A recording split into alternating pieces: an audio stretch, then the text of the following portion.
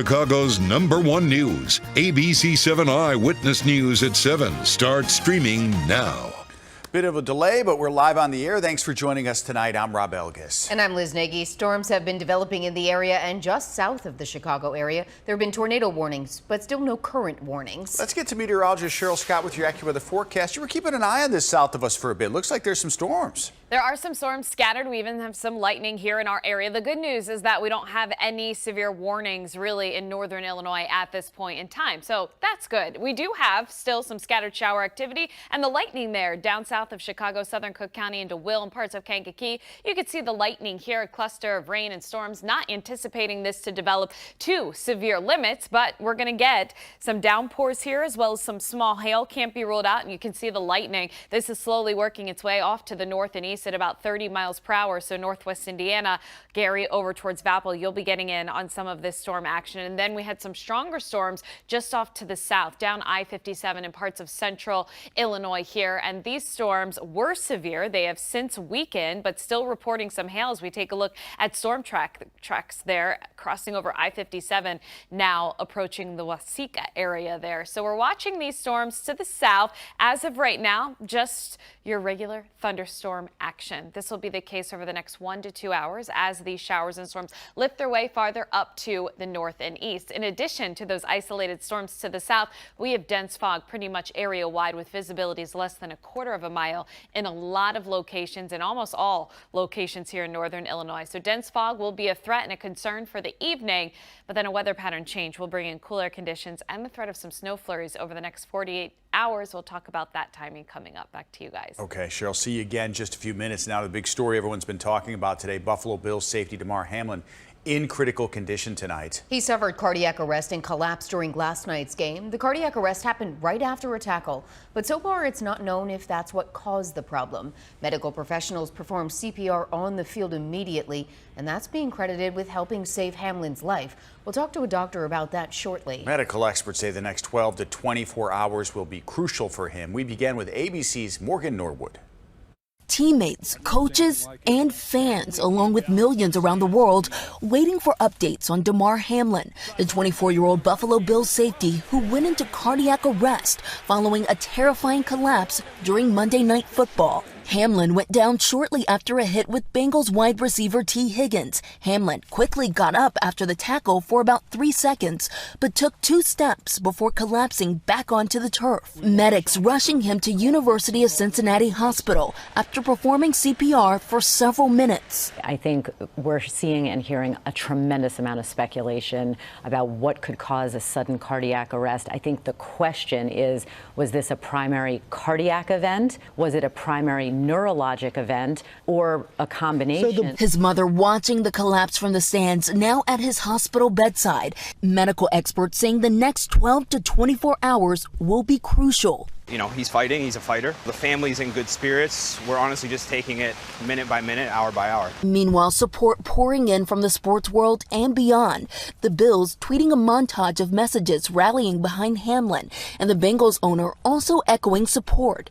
Outside UC Hospital overnight, fans bringing cards, flowers, and candles. And for those who couldn't support physically, there was a financial outpouring. This GoFundMe raising money for a toy drive in Hamlin's community skyrocketing, now millions of dollars beyond its initial goal. That was Morgan Norwood reporting in Buffalo. Fans have been gathering. They came together today outside Highmark Stadium to pray for Hamlin's recovery. And across the NFL, the teams are changing their images on social media to this picture of Hamlin's jersey and saying they're praying for him. Tonight, we're also hearing from former players about what it was like to see Hamlin go down. Also hearing from other professional sports teams, different leagues, everyone joining together thinking of Hamlin, the Bills, and the NFL. We're at risk. We know going into this, especially when you get to a pro level, that these things can happen. You can compartmentalize a lot of the stuff, but that is something that, it just doesn't resonate with you. You can't allow yourself to think that way. I don't think you can play the game. You can play the game thinking, yeah, I may tear a knee ligament, I may pull a hamstring, I may break a bone. But you can't play the game with the thought that, hey, the next snap may be my last. So, I mean, it's a really deep conversation, certainly. We're having it. Medical experts say the decision to immediately perform CPR on the field likely helped save Damar Hamlin's life. And doctors with Northwestern Medicine founded the Chicago Cardiac Arrest Resuscitation Education Service, a community group to help educate and raise awareness about CPR and AED use. So joining us right now to talk about that is Dr. Eric Power. He's a third-year medical resident at the Department of Emergency Medicine at Northwestern. Dr. Power, thank you so much for being with us here tonight to have this conversation. And thank you for having me on. All right, so I guess if we can start tonight, talk about why these trainings are so important. They're immensely important for the reasons we just talked about. When someone goes into cardiac arrest, meaning that their heart stops and blood is no longer effectively circulating through their body, the most effective way to get that restarted and potentially save their life is to efficiently and quickly get to them and perform potentially life-saving measures, including CPR and the use of an AED, or an automated external defibrillator. Can you explain what that is? We have them here in our building, and many people do in their office buildings. Yeah, what can you explain what an AED is? It's a device that shocks the heart? It's correct. It's a potentially life-saving device. It looks like a small box, or at least the portable ones that are commonly in buildings like the ones you referenced. A small portable box. It usually has some cords and then electrical pads or stickers in there. Through those cords, when the stickers are placed on a patient's chest whose heart has stopped beating, you provide an electrical shock, which has the potential to restart a heart which has stopped effectively beating. Dr. Power, when this happens, a lot of people are often scared to jump into action because there is such an emergency going on. So what if you aren't trained? What do you do to help save this person's life? Well, first and foremost, I would encourage everyone to seek out training for this, and organizations like CCares does provide training to people who are interested in learning more about CPR and AED use. However, I would say that anyone who really is in a situation where they believe someone's heart has stopped beating and has gone unresponsive has the ability to jump into action, at least perform hands-only or compression CPR, and most importantly, call for help. So call 911 immediately or instruct someone else to do so that you can get medical professionals there to perform the steps you may not know how to perform yourself. And quickly, if I can ask you, what should people look for before they know to start performing CPR so you don't do it on someone who doesn't need it? So really, it's someone who's unconscious, not verbally responsive, may have happened suddenly. And then for checking for a pulse, we actually say do not do that for the medical the layperson. It's actually more effective to look for breathing specifically. So if you feel like someone is unresponsive, it happens suddenly, and is not breathing, you can start CPR and call for help.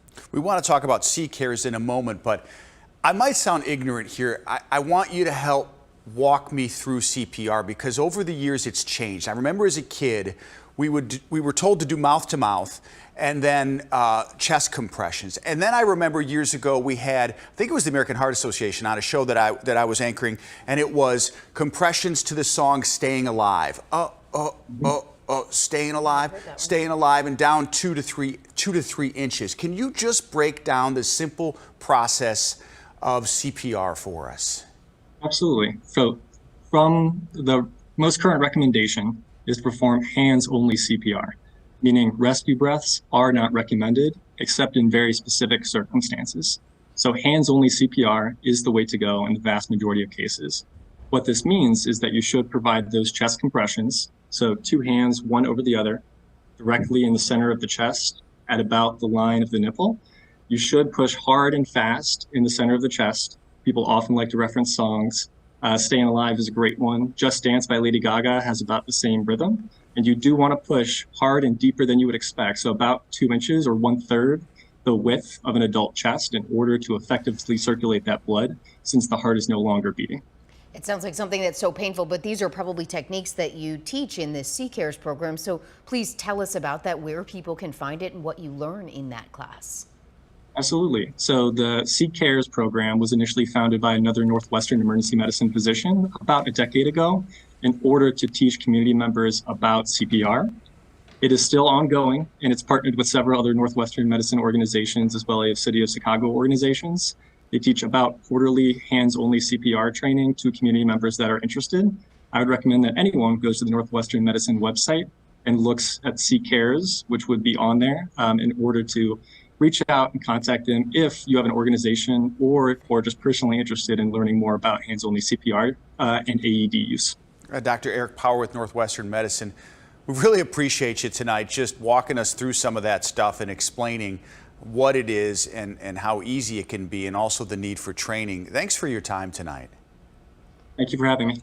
You hear from someone like that, it helps you understand that it's not that hard, but how important the training is, right? Right. And that I had never heard what you were referencing, the song, before. That makes Well, and the sense. Lady Gaga song is great too for a lot of the younger people, right? Okay, I can remember that. And I always thought the chest compressions, and you saw in that animation how far that chest goes down, that he had talked about a third of the width of the chest. So painful. Right. If you think you're going to hurt them, but 2 inches is a good amount of compression to do on someone's chest. So hopefully some valuable information that people out there heard and hopefully so. don't need to use, but if they do. Important conversation to be having, not just for athletes, just for anyone you might see who's in dire need of help. Right. Well, we will continue to update you on air and online as we learn more about Hamlin's health. And you can also find the latest on our free news app. Big story out of Washington. We're updating breaking news out of our nation's capital tonight. A historic day on Capitol Hill. Congress adjourning for the day without electing a new House Speaker. It had been 100 years since it took more than one ballot to pick a leader of Congress. Today, incoming House members voted on 3 ballots, still couldn't reach a decision. Political reporter Craig Wall has reaction from local lawmakers. This was supposed to be swearing-in day for members of Congress, including 2 new representatives from the Chicago area. Instead, there may have been more swearing, as all that was derailed by the failure to elect a speaker. 3rd District Congresswoman-elect Delia Ramirez anticipating an exciting day one in Washington today. She'd invited 150 friends and family to celebrate with her. And we can't even get past a speakership vote, let alone inauguration, let alone vote on rules. I mean, people are just absolutely frustrated. They're sitting there cranky, hangry. And as I look to my right, which obviously is on the side that the Republicans are, they look puzzled and they look a mess. A group of hardline Republicans, the number reaching 20 in the 3rd round, set on blocking a McCarthy speakership, the adjournment giving Republicans a chance to perhaps find another consensus candidate. It gives the caucus a chance to have conversations over the evening and into the morning, rather than trying to do it between votes on the House floor. But I can't imagine that any of those 20 people changing their minds. Jonathan Jackson trying to look past the delay so he can get to work representing the 1st congressional district. I'm excited about the big picture issues that we have to do. This shouldn't come down to one man, one woman, one name, one person. And while McCarthy earlier today vowed to keep on fighting, the writing may be on the wall and Republicans may have to look to someone else. The House reconvenes at noon Eastern time tomorrow. Back to you. All right, Craig, we'll be watching. Wisconsin Governor Tony Evers is laying out his agenda as he begins his 2nd term in office. During his inaugural address today, Evers called for an end to an 1849 state law banning abortions. He also talked about expanding Medicaid coverage, legalizing marijuana, and fighting water pollution. Our duty and allegiance, first and foremost, is not to our own interests, but to each other, resolved to the common good that binds us, vehement about the values that unite us, and steadfast to the ideals that transcend us. Evers plans to give his State of the State address in 3 weeks and release his budget plan next month. Now to justice today for a woman wrongfully convicted in a 1992 double murder. Cook County judge vacating her conviction. She spent 17 years in prison and says she was framed by 2 former Chicago police detectives. Leah Hope talks with her about what this vacated conviction means for her. The cloud hanging over a Chicago grandmother is starting to lift. Today, Madeline Mendoza had her murder conviction vacated. I'm still trying to process this. Like, really? Did it really happen to me? We finally have this stain off of Madeline's record. And what do you think about it? I think it's a great day. Mendoza served 17 and a half years after the now disgraced Chicago police detective Reynaldo Guevara built a case against her, a case the courts have come to acknowledge was based on false information. Mendoza was a teen mom when this happened. She says she missed a lot, including losing dear relatives. It is a bittersweet moment because the people that responded for me, that had my back, so to say, are not here anymore. In the 13 years since she was released, she says again and again she was shut out of housing and jobs due to the conviction. Once they find out you had a background without even giving you a chance, nope, the door is closed for you. She is among dozens who had their convictions vacated due to Guevaro's involvement. It's, I think, really important for anyone in that situation to have this new beginning and to have real justice after all these years. Mendoza emphasizes she is not going to focus on the bitter, but the positive and what she can do. She wants to go to law school to fight for others wrongfully convicted. Now I can go to the best law schools. Now I can have a better job, and I'm going to show that there's a better light at the end of the tunnel, and there's hope. Mendoza will file for a certification of innocence to formally clear her name as she rebuilds her life. At the Layton Criminal Courthouse, Leah Hope, ABC 7 Eyewitness News. Look at this. Tonight we're seeing new video of the man suspected in the killings of 4 Idaho college students. Indiana State Police releasing this video of traffic stops involving Brian Kohberger. Indiana police say he was stopped twice in the state on December 15th, just weeks before his arrest. Kohberger appeared in court in Pennsylvania today. There he is. Remember, that's where he was arrested last week. He waived his extradition rights, will be returned to Idaho to face charges. Kohberger's attorney says his client maintains his innocence. Today, the father of one of the victims speaking publicly about the arrest. It felt like a cloud was lifted off of us. I mean, it's like seeing sunlight after you've been stuck in a house for a month. So it definitely provided relief and comfort to know that things were progressing and all this torture of waiting had a purpose and a meaning. Police in Idaho say they'd been monitoring Kohberger for days. They linked him to the crime in part to DNA found at the scene, which they ran through a public genealogy database. A tribute today to the 9-year-old boy who was shot and killed inside his Southside Chicago home. Family, friends, and neighbors gathered for a balloon release this afternoon to pay tribute to Jarvis Watts, who died after that shooting Sunday near 94th and Wallace. He was funny. He was smart. He knew a lot of stuff. This baby came to my house. This baby had been in my house. He'd have been around all my grandsons, you know, because they would go across the street and they would play football together. Police are still working to figure out what led up to that shooting and who pulled the trigger. 2 Chicago police officers taken to the hospital after an accident involving their squad car. Look at this. Investigators say a police SUV with its lights flashing hit a minivan as the van was pulling out of a parking space. Squad car then jumped curb, hit that light pole. Happened this morning on Chicago Avenue near Christiana and Humboldt Park. Officers suffered non-life-threatening injuries. A bold break-in along Chicago's Magnificent Mile. Police released this video of 3 suspects ripping off a store on North Michigan Avenue, just north of Chicago Avenue. This happened on Christmas morning. In this video, you see the thieves wheeling in trash bins and stuffing them with merchandise once they get inside. Then they take off in a white van. If you recognize the people in that video, you can call police or leave an anonymous tip at cpdtip.com. Today begins a 3-day strike for unionized workers at Howard Brown Health. They're protesting what they call unfair labor practices at locations across the Chicago area. Comes after 60 employees were laid off Friday following failed negotiations between the union and the health organization facing financial troubles. I've been super involved in this process since the start. The way I'm looking at it is now I've got more time to fight even harder now. We would not do this if we did not have to, but we're very concerned that if we cannot live within our means and course correct, we will put the whole agency and care for patients in jeopardy. Howard Brown's president says management is filling in to work the front desk during this strike and operations will be disrupted, but they do have physicians at all of their facilities to fulfill appointments. A new lawsuit targets Southwest Airlines over its flight meltdown over the holiday flying rush. The suit accuses Southwest of violating federal law by failing to provide prompt refunds to passengers who were left stranded when an operational problem led to the cancellation of 1,500 flights late last month. Instead, passengers were offered a flight credit. The lawsuit is seeking class action status to include other affected passengers. Waubonsee Community College President Christine Sobek set to retire tomorrow. She's worked at that school for 33 years, serving as president of the college for more than 2 decades. Today, she was honored by Aurora Mayor Richard Irvin, along with the Aurora City Council.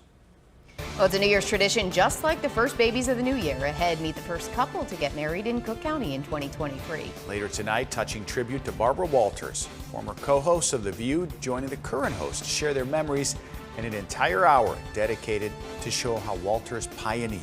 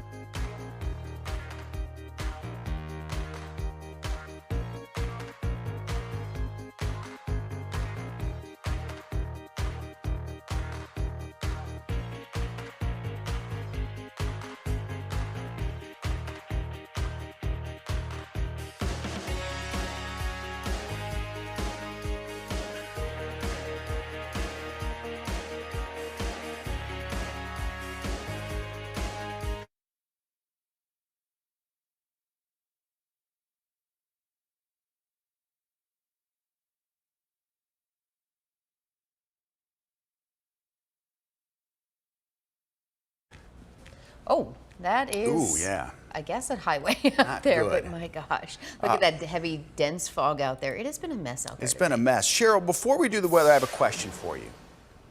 Have you ever washed an elephant? No. Right? One of our coworkers did over a long trip, and we're going to show it tomorrow. Amazing. Amazing. That's what I said. Amazing. It is very cool. It is cool. It is a cool video. I got I've seen defensive it. because you were like, why are we going to show that? I'm like, because he's washing Well, an I didn't know if elephant. there was an elephant washing segment in the Right, show. there is tonight. now. It is. We're going to spend much time. Travel to do that? You have to travel. Well, I don't know. There's probably a sanctuary here in America, right? But this is not. This is international travel, and it's not Larry. I'm almost giving it away. I'm not giving it away anymore. Yeah. But I've never watched an elephant. Have you? I've not. Now, I did ride an elephant. Can I tell you a quick story? Yeah, I've ridden a camel, but not an elephant. Nice. Where? In Egypt? No, in Tenerife, which is part of the Canary Islands. That's awesome. Yeah, it was just in like a zoo area, but it was still. Was it like two humps and you were in the middle? I think so. Yeah. I don't know how that works. Have you ever ridden an exotic animal? Have I? It also feels a little cruel. I'm not sure I would. Oh, right. Yeah, sure. When I was a kid, and then I remember I was like, what was it? when I was a child, a camel. Oh, A very long time ago, and I was bouncing too much, and I got yelled at. But Yeah. like, that's what happens. Have you, Lee, ever ridden an animal? No? Camel? It's just weird that I remember that. Camel. Yeah, it's weird that you remember. So I have a kid story too. Trauma that I went through. Oh, the circus was in town back when they did it. It was Ringling Brothers, Barnum and Bailey, and I had this friend who was really wealthy. They were so nice. They would take us places, and we went to the Ringling Brothers Circus. They treated me to the Rosemont Horizon, and they randomly pick a kid to be like the circus. What is this word I'm looking for? The circus Ringmaster. ringmaster, ringleader.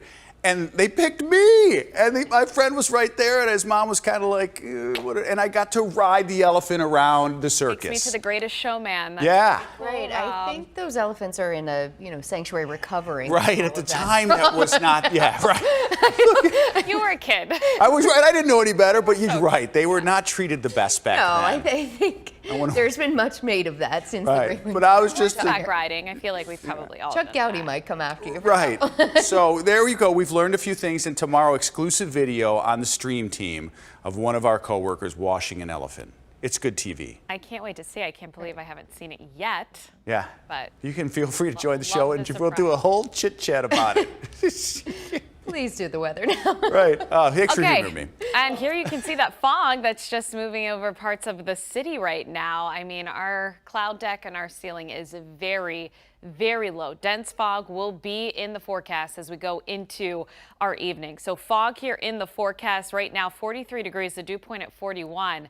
Warm front to the south lifting to the north, and our air is just saturated. We had the heavy rain earlier today. We still have a few storms on the map right now. Live Doppler 7 Max right now showing this batch of rain south of the city there and parts of southern Cook County, also Will, and now into northwest Indiana. You can see the lightning associated with this. St. John up towards Gary.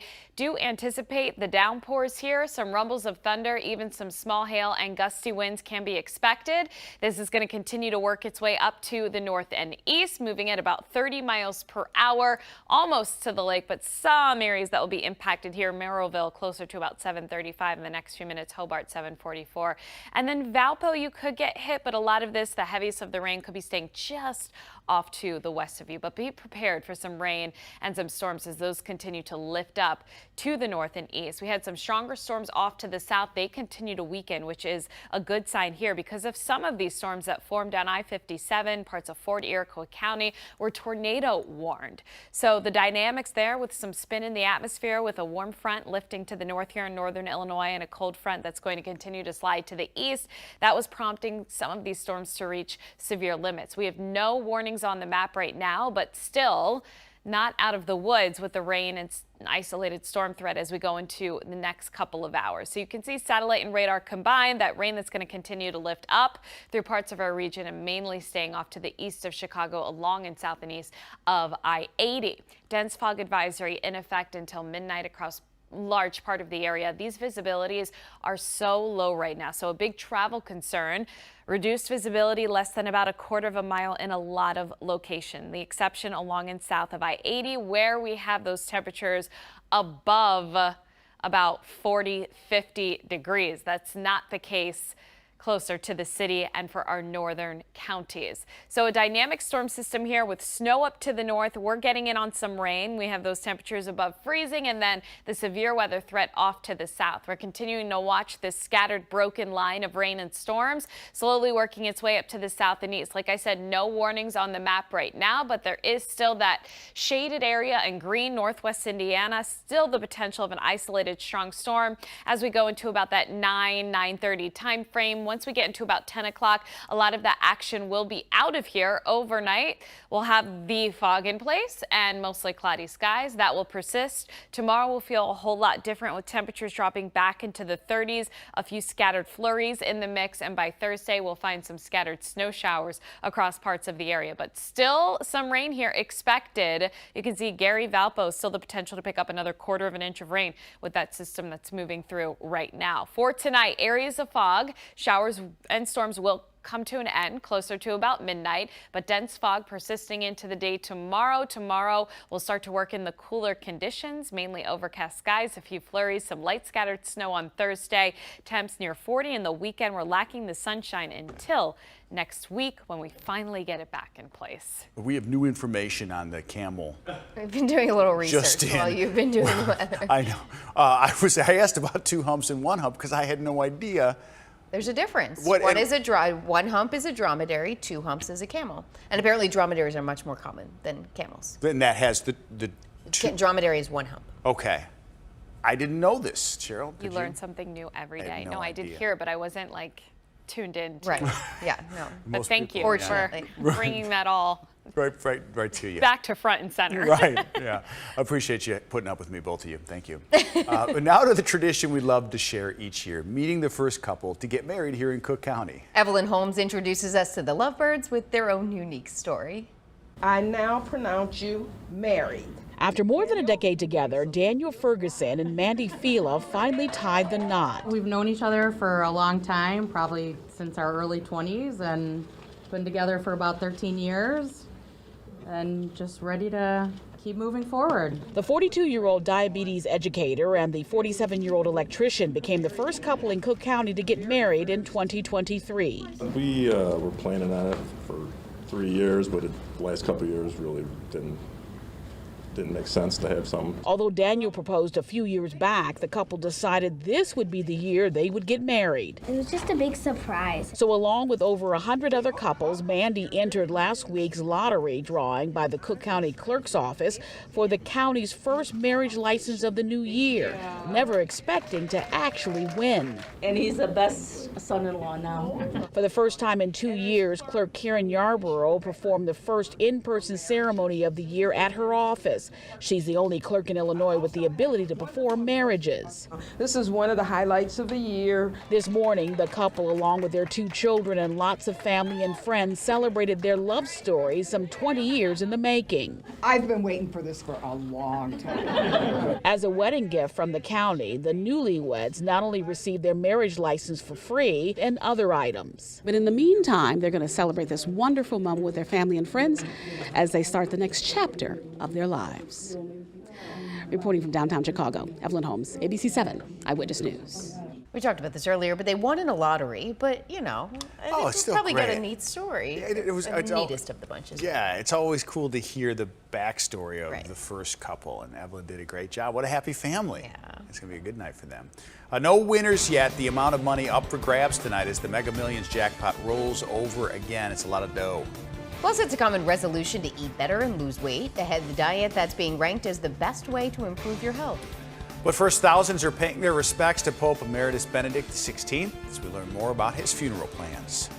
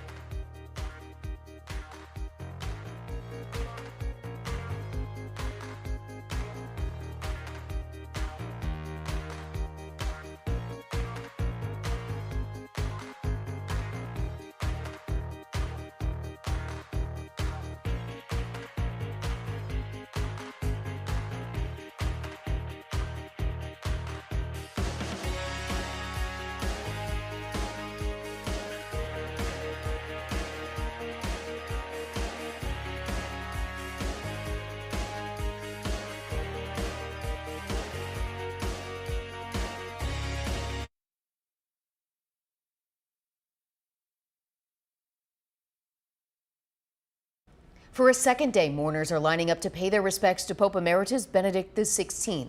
The retired pope is lying in state at St. Peter's Basilica after he died on Saturday. It was such an important and incredible man, and especially for Catholic religion. I actually admired him, and he's a very courageous man, very simple. Pope Francis will preside over former Pope Benedict's funeral on Thursday. After that, he will be buried in the crypt of the grotto that's under the basilica, where more than 90 popes have been laid to rest. People of Brazil saying their final goodbye to soccer legend Pelé today.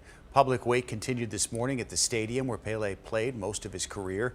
Fans waited in line for hours to pay their respects. There was also a procession through the streets of Santos. The casket was draped with a Brazilian flag on top of a white firefighter truck, you see.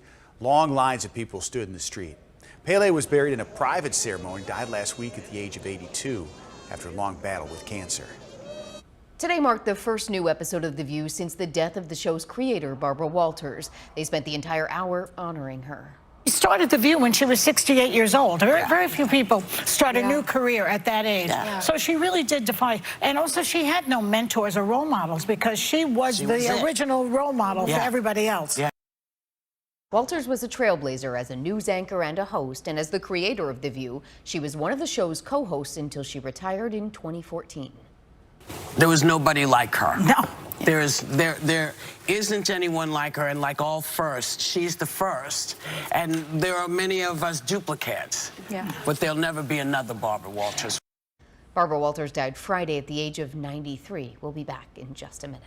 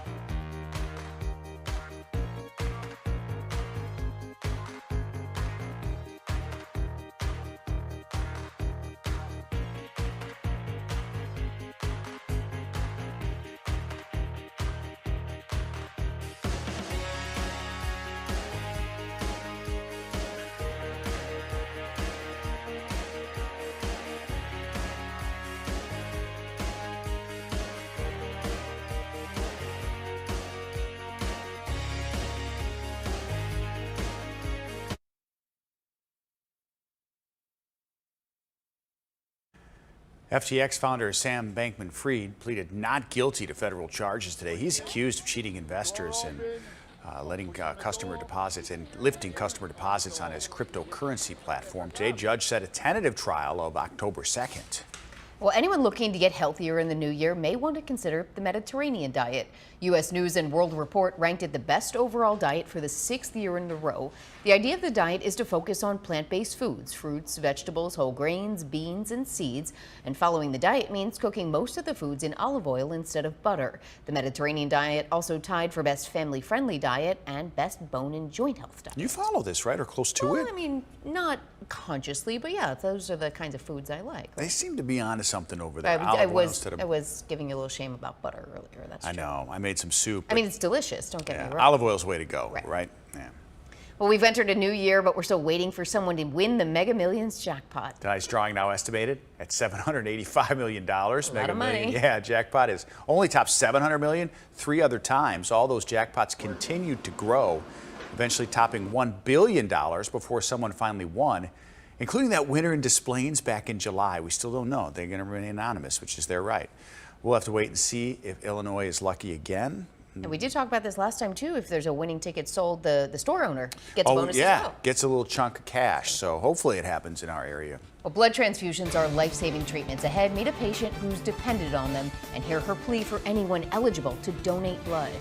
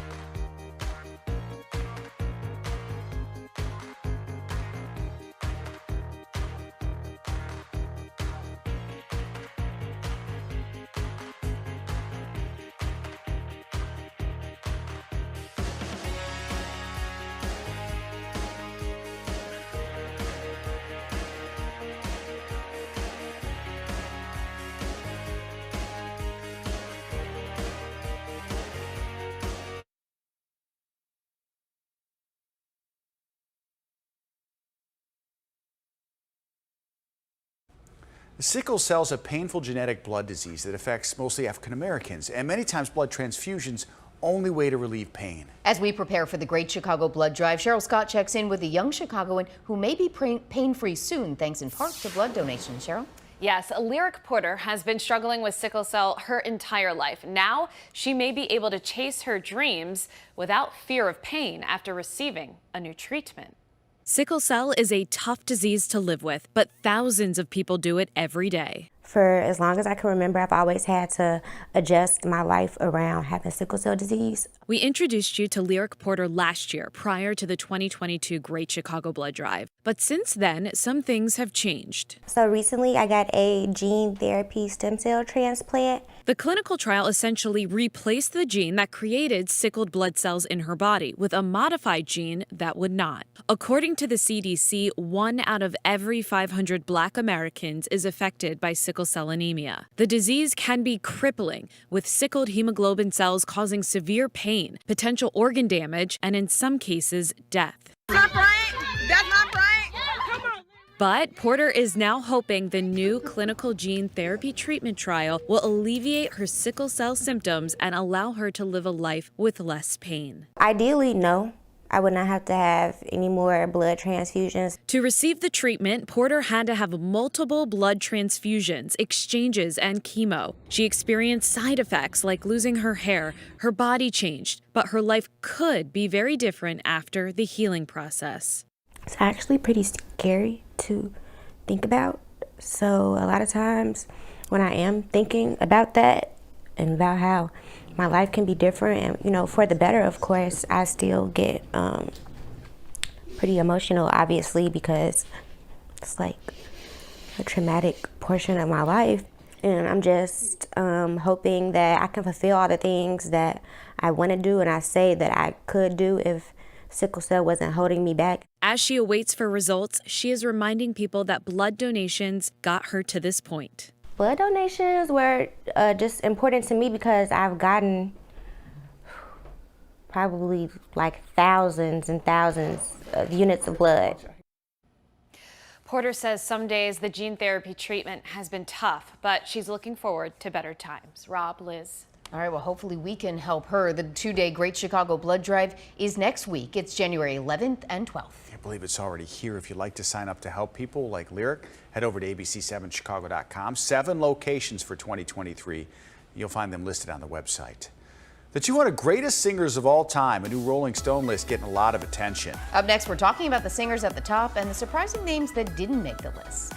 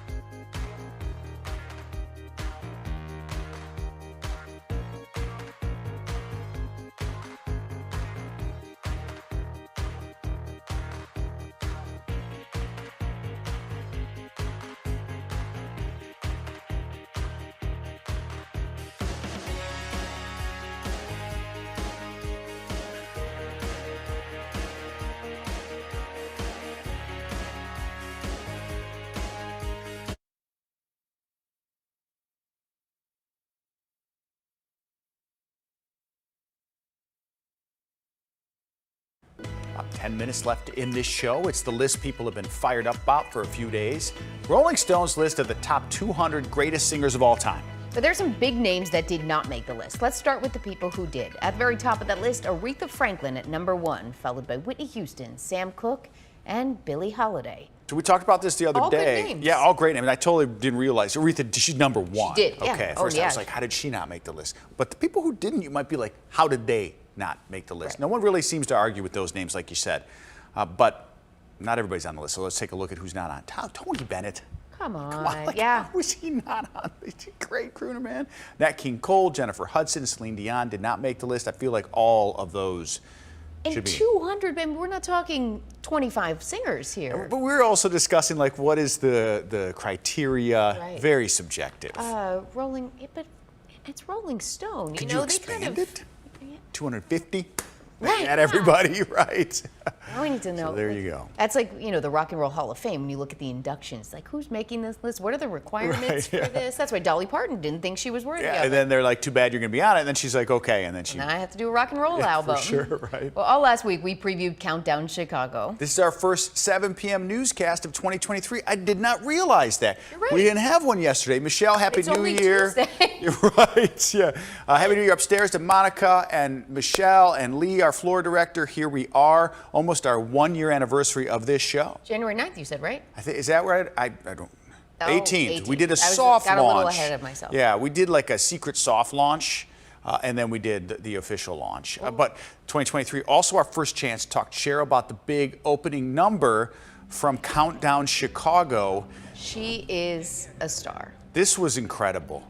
Terrell and Cheryl and Roz making an appearance. Right. It was so it was cool. 60 dancers this year. Colin directed it. Colin Hinkle, really talented photographer and director. Cheryl, a lot went into this. Yes, so much. Was it all one take? I thought I read that Colin did when everybody ran out at the end with the T-Rex. That was just one take. Was all this done in one take? I mean, that would be almost impossible. Right, right. There are a lot of segments in this year's piece. We filmed in different rooms, and as you know, the Field Museum is just so massive. What, and large. 47,000 square feet or something? Exactly. I think Terrell said. Yeah. So not in one take, but we did do it in one night. We could say that much, yeah. I remember hearing y'all were up literally all night. All night, for sure. We started at about 6, 7 o'clock, and then we went until 6, 7 in the morning. So troopers, I mean, it takes an entire team to put this all together. The planning starts months in advance. We have to learn the dance, the choreographers, the dancers are incredible, but then the people behind the camera doing all of the lifting and the manpower and the lighting and the videography and then the acting, and like there's just so much that goes into it. So many people. I'm exhausted just listening to that. Looking at that again, you see things you didn't see. I got to go back and there was a Triceratops back there. That's my favorite dinosaur. Yeah, and really cool, the effects that go into it. They spend a lot of time, which is awesome because it helps bring the vision to life. So it's really cool. Yeah, the only problem here is you guys keep upping the ante every year. That's so a good point. Thoughts and prayers for next year. Gotta talk to Terrell about that. Yeah, I'm sure he's already working on it, but I can't wait sure. to see what you do next year, because you're right, over and over, they just keep getting better and the better. theme, you know, last year you guys did this 90s theme, you shut down State Street. This year there was a, you know, the night at the museum or whatever, which... It was great. So cool. And like being at the museum, it was almost like we were at camp and we were having like and we forgot the mascots. Friends. Oh yes, the mascots. The mascots, the animals, bringing it to life as well. So fun, right? It was awesome. Congratulations to everybody in the crew. Oh, thank you guys. Hopefully people enjoy it as much as we like doing it. People loved it. People were watching. It's a lot fun. more people. Yeah, you can't stop now, unfortunately. Right. Created a monster. Right. Last check of weather because we're almost done with the show. Yes, and we do have some weather to talk about. It is just crazy foggy out there right now. We have temps in the 40s, dew points in the 40s as well, and where we have that really high moisture content is where we're finding that fog developing, and it's almost area-wide right now. But not only the fog, also some scattered showers and storms. Northwest Indiana down towards parts of Kankakee as well. Iroquois, Ford County, you got in on some heavy rain just outside of our main viewing area. So as we zoom on in, we do still have some lightning, but the heaviest of the precipitation now about to be out over Lake Michigan there. But Gary's still getting in on some action. I-90 heavy rain stretching down towards Merrillville and just to the north there of St. John. Going to be impacted here by some gusty winds, potentially some small hail, but you can see the movement. It's moving quickly just over the past hour to 30 minutes. A lot of that lifting just off to the north over the lake waters there. And then down to the south, we still have some scattered showers here that will continue to lift their way up to the north. So parts of Lake Porter, Newton, Jasper counties still not out of the woods yet, with some rain and some isolated storms that could bring some dime-size hail as well as gusty winds upwards of 40 miles per hour. So satellite and radar showing the band of rain associated with a front that's going to continue to work its way through, interacting with the warm front as well.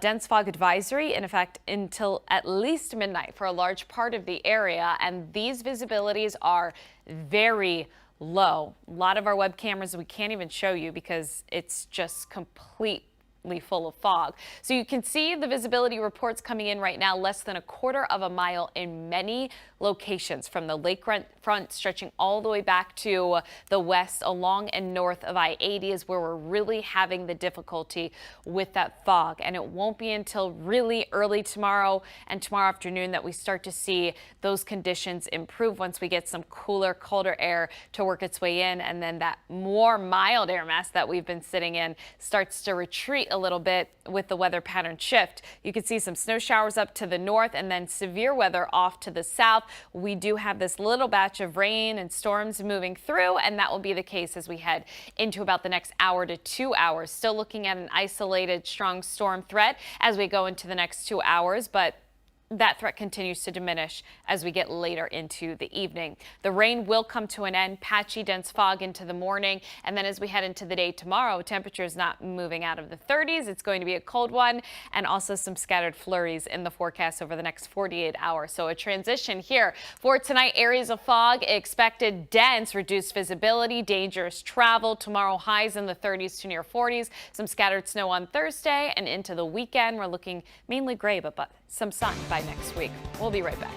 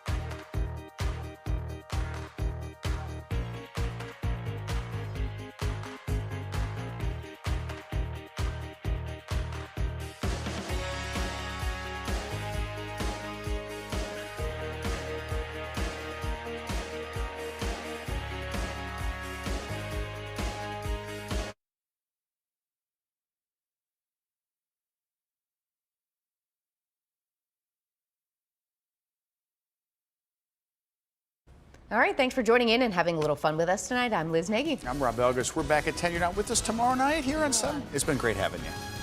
We'll see you at 10.